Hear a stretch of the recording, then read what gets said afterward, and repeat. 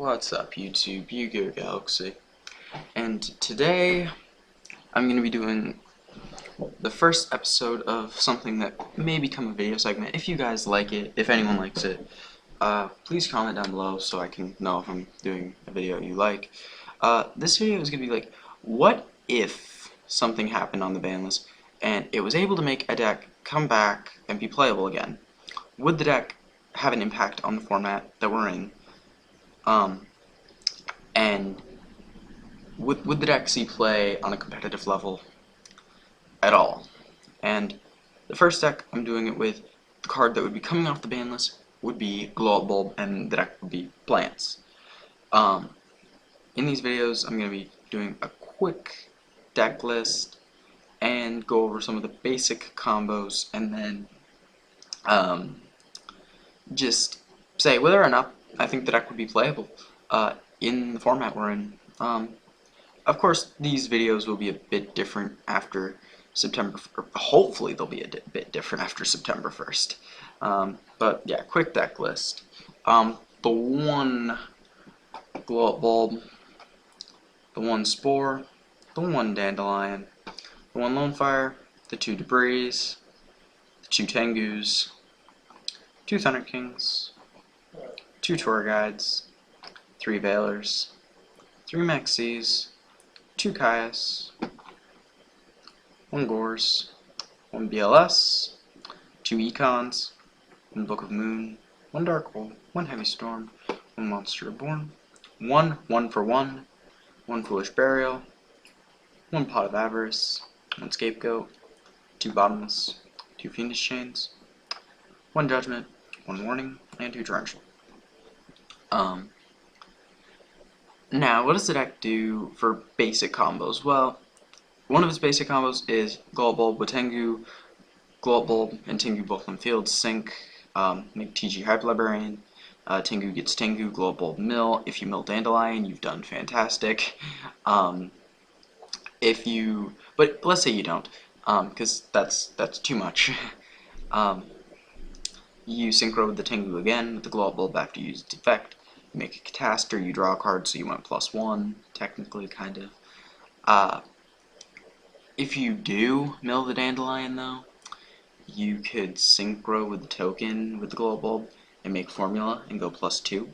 So pluses every day. Other basic combos is Debris Dragon getting Lone Fire using its effect to tribute itself, which is, the tributing itself is a cost, and its effect will resolve on field, but it'll be engraved, so yeah. You'll get like Dandelion or something, synchro, make Black Rose, end up with tokens, which isn't bad. I mean, tributing Tengu for Caius, getting another Tengu, getting the Caius to banish something, always good. Tributing Dandelion for Caius, getting 2 tokens, is pretty good. Of course, it has BLS plays that it can do. Gores is live, so yeah. It has Econ, so you can you could tribute your Dandelion to take control of one of their monsters. Synchro with it if you can. Get rid of it. Book of Moon, Dark Hole, yeah, they don't have any combos. 1 for 1, you can like ditch the Dandelion to get the Glow Up Bulb to synchro into the formula. And then like, if you have a Spore Engrave, you can synchro into TG Hype Librarian or Cataster after. I would synchro into Cataster because you're probably not going to be synchroing a little bit after that. Foolish Burial puts everything in the grave. The deck is very graveyard reliant. One Pot of Avarice, and the Scapegoat has combos with the Econ too. Like, you can flip that, Econ a token away, like take their monster, synchro with it, and just make yourself have a little bit of an advantage. And of course, traps don't really combo with anything unless it's chain burn. And it can make formula, it can make arm, TG Hype Librarian, Cataster, whatever the best level 6 is in the format. I honestly think Goyo would come back, but I'm not gonna make that reach right now. And I'll just say that right now that Gaia thing is probably the best. Even though it's like a normal, it's generic and it's not bad. It's a 26 beater. You can make Black Rose. The thing that I think really makes that kind of great is its ability to make Crimson later. It can make it multiple times in duel, and I think that would be really good. Scrap Dragon and Stardust, of course, they are arguably the top. They are arguably the best level 8 synchros. Crimson Blade also now has a spot in that argument, and it can make Mistworm. It can make it can make any rank 4 really and any rank 3 that is generic, and it's not that hard for them. But do I think the deck would have an impact on the format? Well, let's go over some of its matchups. Against Dragons, I guess it wouldn't be a horrible matchup, to be honest. You know, you'd have Caius for removal of the Draco Sack. I do understand they do have Effect Veiler. I mean, yeah, every deck has Effect Veiler. But if you tribute a Tengu, you're still getting a little bit of advantage on them on the board, and that's awesome. You also have BLS for removal of Draco Sack. I feel the deck would be able to deal with Draco Sack fairly easily. You also can make Cataster and Black Rose, and yeah. Its ability to make Crimson Blader very easily makes it have a more solid Dragon Ruler matchup, E-Dragon, whatever you want to call them. And overall, I don't think it would be a terrible matchup for plants. It wouldn't be the best matchup ever, of course, but I don't think it'd be the worst. On to Prophecy.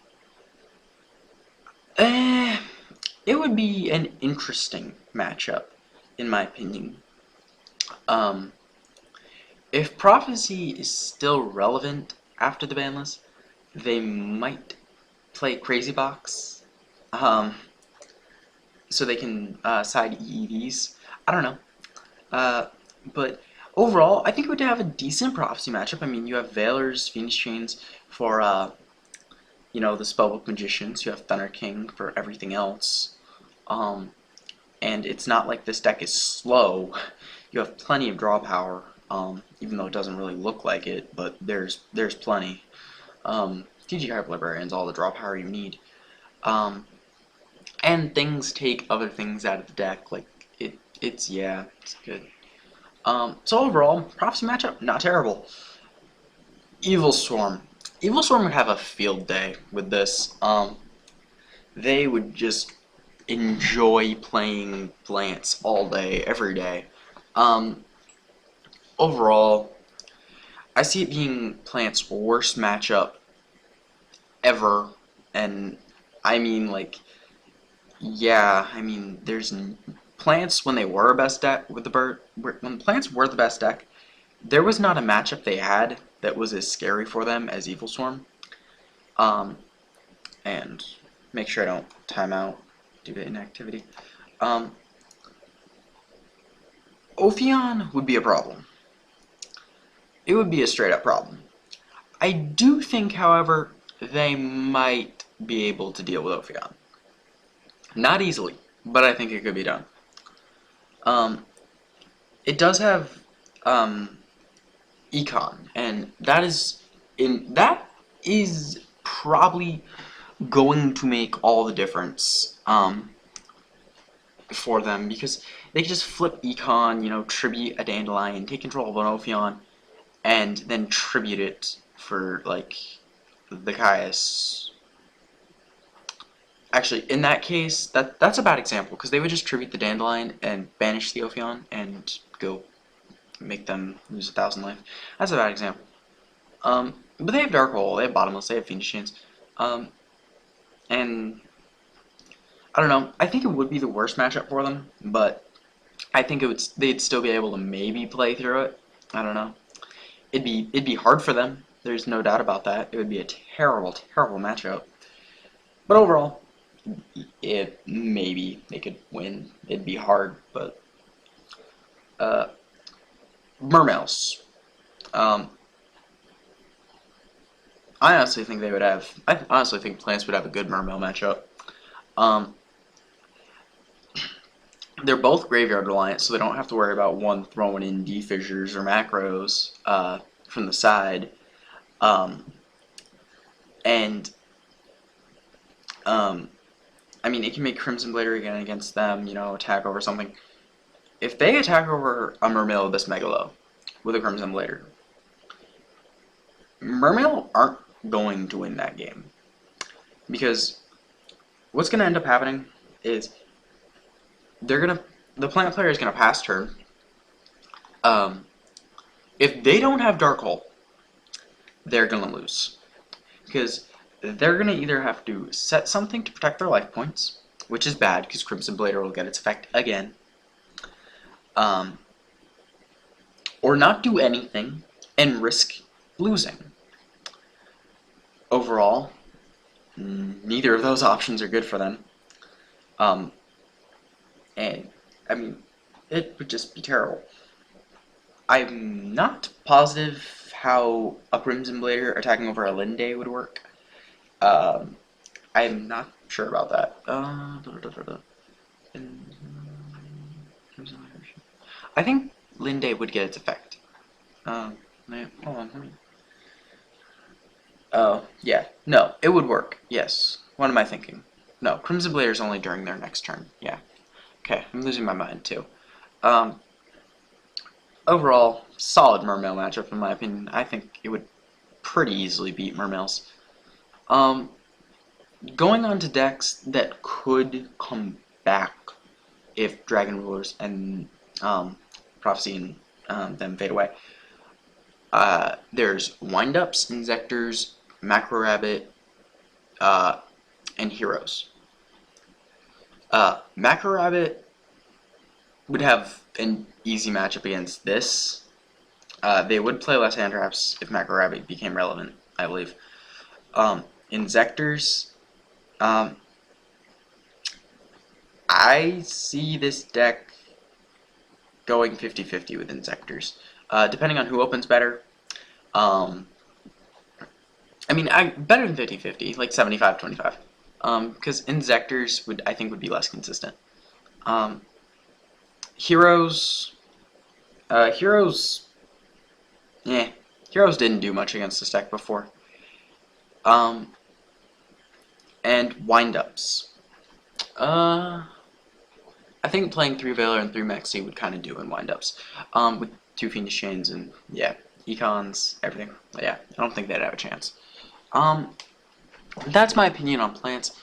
Comment down below if you like this video, so I don't do another one if you guys don't like it. Again, I just want to do videos you guys like. I'll be doing the next episode of, what was it? Deck Building 101, maybe over the next 3 days. Find time to upload it and do the video itself. You guys might realize I do all my videos at night. I don't have time to do them in the day.